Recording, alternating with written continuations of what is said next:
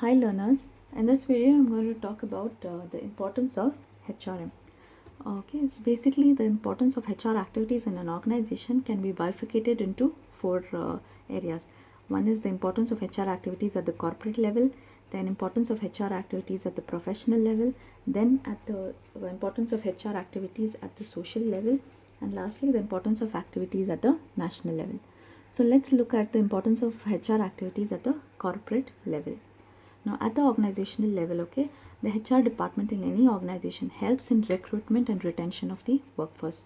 Recruitment is a process wherein the prospective employees of the organization are encouraged to apply for jobs in the company, and then once the prospective employees apply for jobs, the most suitable candidates are selected for various job levels. Okay, and retention of workforce is basically making sure that the labor turnover rates in the company and the attrition rates in the company are reduced.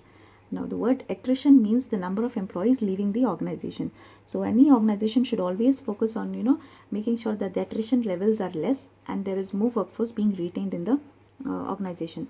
Now why every organization aims at retaining workforce is because every time individuals leave the company, or employees leave the company, new employees have to be recruited. Then you have to the companies have to spend lots of amount on their training, on their development, on acquainting them with the job. So basically to make sure that all these costs are reduced, the organizations should emphasize on retaining the workforce.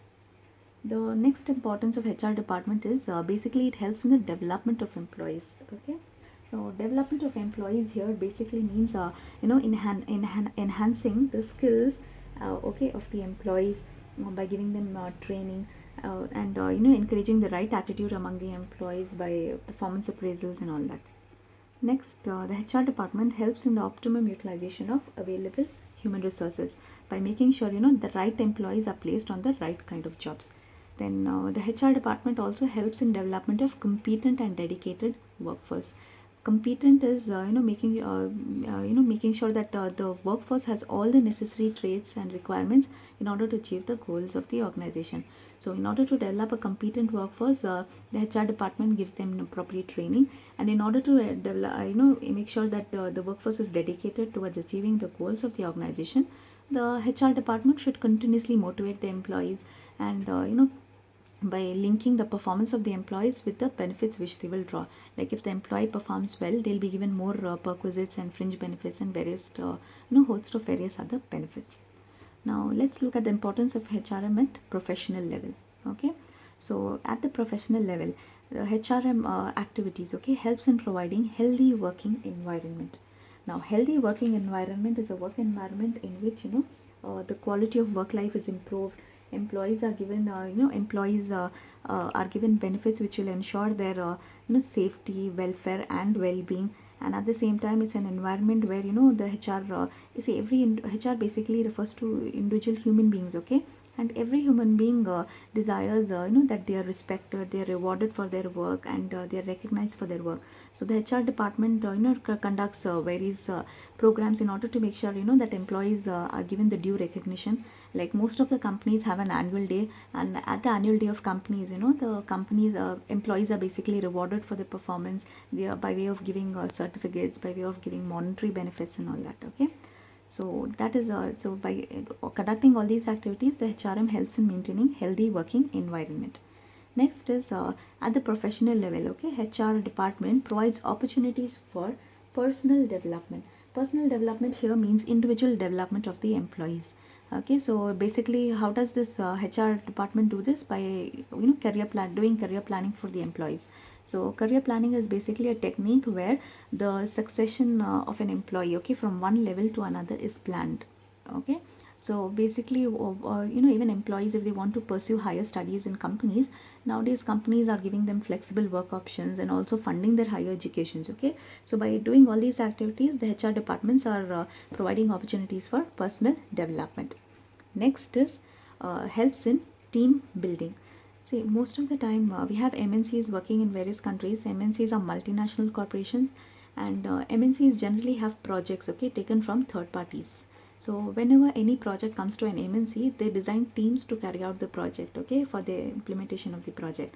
So therefore organizations foster activities which will help in team building, and they encourage employees to work in teams. So that's why, apart from individually rewarding employees for the individual performance, even the best teams and all are rewards on the annual rewarded, okay, on the annual days of the company. The next is studying the importance of HRM at the social level. At the societal level, okay, HRM basically performs the function of providing social and psychological satisfaction. Now, all the employees, okay, they say once the employee gets employment, okay, he gets the due recognition and respect in the society, and therefore the psychological needs of the human beings, okay, for respect and recognition are satisfied by the HR department by providing employment. Next is studying the importance of HR activities at the national level. Okay, basically HRM plays a very important role, okay, in the development of the nation.